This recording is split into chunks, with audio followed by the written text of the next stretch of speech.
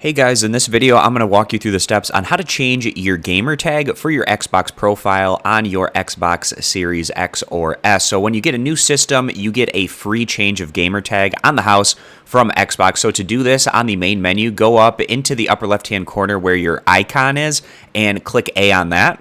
And then in this area, click where it says My Profile. And then go down and click where it says Customize Profile. And then where your gamer tag is, click A on that. And then in this area, you're going to type in the new gamer tag that you want.